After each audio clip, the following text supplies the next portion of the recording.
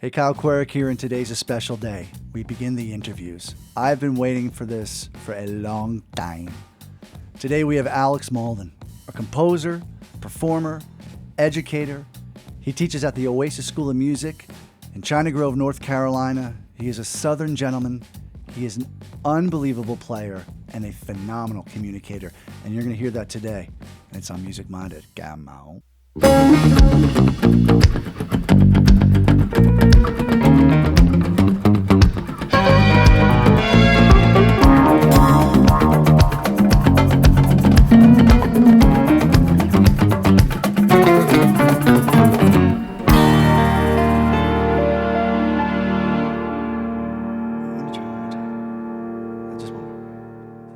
So question number one, was there a moment that you can remember as a kid, or it could be a teenager, that music hit you and you realized this is like nothing else I've experienced to date? Was there a moment that really, when you fell in love, can you remember that? I was 6 years old. I remember it like it was 6 minutes ago. My very first piano teacher took myself and a few of our other students to see Van Cliburn in my hometown. Van Cliburn was a world-class concert pianist who won a Tchaikovsky competition in Russia, playing Russian music as an American during the Cold War. Wow. And I think Khrushchev even invited him home for like dinner or something like that. They fell in love with this American pianist, and that was just really like he did things that the entire State Department couldn't do with a piano. Right. He was playing in my hometown, and we got to the concert, and I'm looking up at the stage at this 9-foot concert grand, which I'd never experienced before in my life, and it looked like an elegant aircraft carrier. And I was full of anticipation about what was getting ready to happen. Sure. And when he came out and played, the sound of that instrument filled a 2,000-seat auditorium to the brim. And it was at that moment where I said, that's what I'm going to do with my life. What was the moment? Was it cumulative, or was there a moment as a teenager, early 20s, that you said, I cannot escape this. I have fallen in love and I have to figure out some way how to make a living and pursue this with music? Was there a moment that it kind of said, okay, what am I going to do with this? Do you remember? It was at the Van Cliburn concert when I was 6. Look at you. And I didn't conceptualize it as this is going to be, how I make a living or anything like that. It was, I've got to learn how to somehow make that sound. Right. I have to be in control of that sound. I couldn't tell you a thing about the program he played. I can tell you everything about the sound of that instrument and what it did to me. And I just, it was a sonic thing, really. And that's kind of the moment where I realized that I sounded like a beginner. Right. And it was time to really do whatever it took to sound like that Van Cliburn guy. Do you remember like the first moment where you felt like I belong here? I belong in music. I feel so great about what I'm doing, because it's a hard gig, man. Music, being a musician is a hard gig. Was there a moment that you said, this is the greatest thing? Like it kind of came to a point. Wow, that is a hard one. I think it was the first time that someone, I think I was sort of youngish. I was like maybe like 15 or 16, something like that. And I was playing, and some older person at that time, probably someone who's like my age now, came up to me and said that my playing moved them. Oh, sure. And when this person looked at me and said, it moved, I could tell that there was a lot of emotion there, and there was a lot of sincerity in what they were saying. And I realized in that moment that this is way bigger than me. Yeah. This is way bigger than me. And it's kind of like, you don't have to be an electrician to use electricity. You just plug into the wall, but that electricity is there.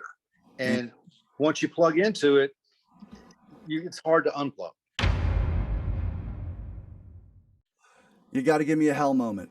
Was a moment where, and it can be funny, it can be tragic, you fell on your face, you played the wrong thing, you know what I mean? Then you can look back now and laugh, but was there a moment where you wanted to crawl under a chair? Day one at Berklee College of Music. Was it just the whole thing, or was it hearing a specific player, or? It was the first time I I went down to the lobby desk and gave them my ID and went and got a key to a practice room. And I had to walk a hallway that seemed like it was like the length of a runway. And on every side of the hallway were people just blazing Man. and doing things. And I was looking in there and they were my age. They weren't older. Yeah.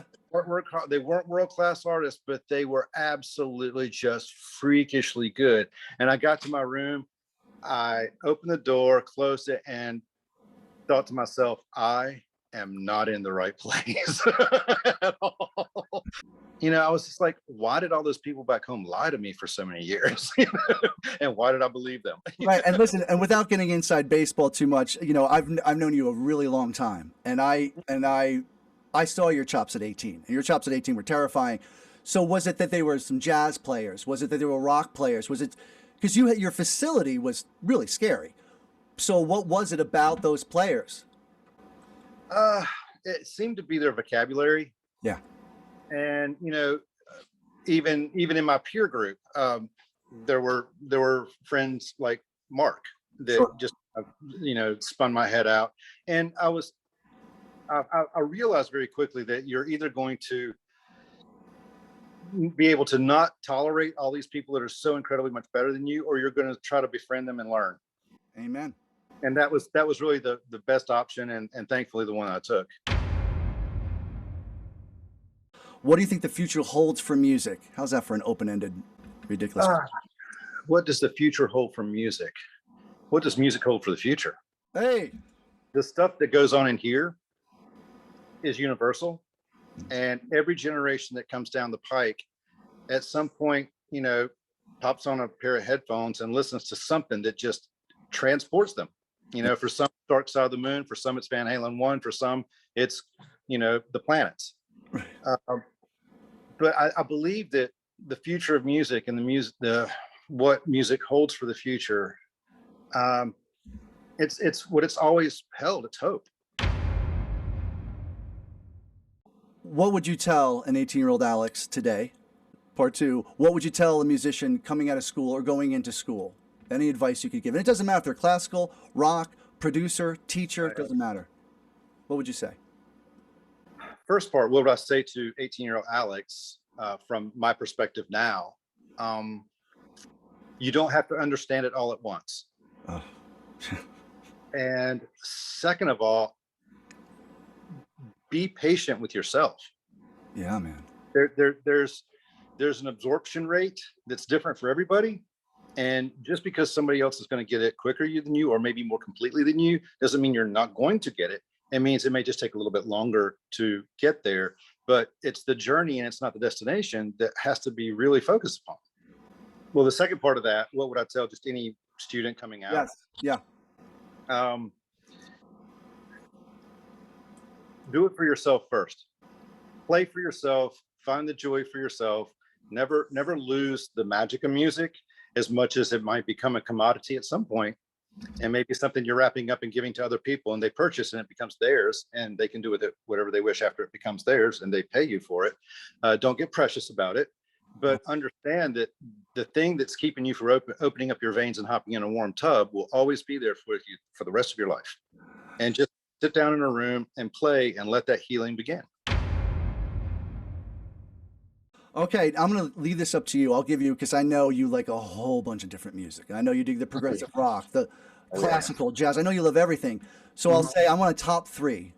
Either, and you tell me which one you want. Top three favorite pieces of music, top three favorite composers, top three bands, however you want. You pick one of those. I know. Can we do one of each? Okay. Top composer. There's so many that I really enjoy and that affect me. Yeah. There's something about the music of Mozart that seems to be in my DNA. Mm-hmm. And it's almost like you hear it and you know where it's going before it goes there. It's like the universal collective consciousness or something like that. It's just, there's something that I guess the perfection of the construction is just freakishly good. Performer, I was I was intoxicated really young with after the years where I was really all about Van Cliburn. When I realized that there was the existence of this person, you mentioned him recently, just a minute ago, Vladimir Horowitz, that changed everything for me. The range of dynamic content from just these gossamer pianissimos to this, he's going to turn the thing into sawdust. And it's amazing control that he had, and the ability to always be telling his story through their music. Yeah. He came from a tradition of, an interpreter. So I think that that's what made him such an outlier, was he had this ability to make any piece of music his, right, and convince you that that's how it was supposed to be played. What's the next one? I went with composer and then performer and then what? Whatever you want. Rock band. Well, I will say that there's a particular piece of music that landed on me when I was 10 years old that I was not ready for, and it wasn't by a pianist at all. It was a guitar solo, and it freaked me out in a big way. And it was Eddie Van Halen's Eruption. Oh, all right. Checks in the mail. Well, I mean, the first time I heard it, the very first time I heard this, once he's into the tapping stuff, it's like, wait a minute, that sounds like keyboard music being played on a guitar. That doesn't sound like guitar music. That sounds like keyboard music being played on a guitar. And then later I found out that he wrote a lot of their music, if not most of it, on the piano. Right. And then I thought to myself, well, this makes so much sense. But there was something about his tone. There was something about the musicality, and I guess the freedom of it that really, I kind of thought to myself, well, I'd like to approach the piano like Eddie Van Halen, with the facility of a concert pianist. Food, sports, or travel? Travel. 3 places that you'd love to go. One of the places is not even in existence anymore, unfortunately. It'd be Le Studio at Mauldin Heights in Canada, where Rush recorded so much of their material. Wow. That was there's a iconic poster of Neil Peart on his drum set on a lake. Well, that's just right outside the studio. Right. And it's that place, I would have loved to have been there and just kind of hung out there, because it was just all very bucolic and out in the woods and just really peaceful. Right. And just thinking about, what those walls had heard would have been really cool to record there. Fantastic. All right. That's number 1. You got 2 more, big boy. Yeah. I've often wanted to check out Real World Studios, Peter Gabriel's studio in England. Doesn't he have the water underneath? Isn't the floor glass? You got fish swimming underneath. Absolutely insane. You know what? When you can create music like that, you can have trapeze artists swinging by me when I'm playing on the session. I could care less. Number 3, somewhere, Red Rocks. I'd love to play a gig at Red Rocks. Yeah, right? Just so like prehistorically cool. Let me ask you a quick question about Red Rocks. Do you know enough about it? I know visually it's incredible and it's a great venue. Is the sound great or is it horrific?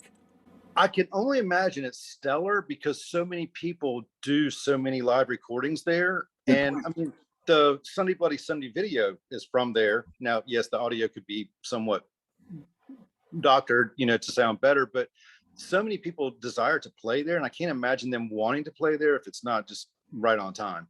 Number 9. Man, this has been a blast. Once again, I want to say this is composer, performer, instructor Alex Mauldin. And again, forgive me for reading.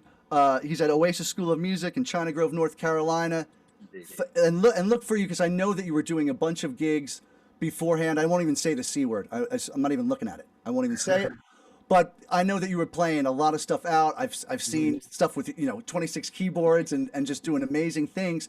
And I hope that happens again, because people need to hear you play, man. You're a treat. And I also know, obviously, everyone can tell he's a great communicator and his heart's in the right place. He's a great musician. So Alex, man, thank you so much for joining us today. This is not the end. We're going to keep on doing something. Awesome. It was good to see you. Good to see you. All right, brother. Well, I hope you enjoyed that as much as I did. Alex Mauldin, composer, performer, educator, and shall we say, great communicator. And man, are you inspired? I'm inspired. I got to go create something. I got to do something. So thank you so much for joining us today. We're going to have many, many more of these. This is really where my heart is. I just want to meet and talk to these people that are doing it. Thank you so much for joining us today on Music Minded. I'm Kyle Querec.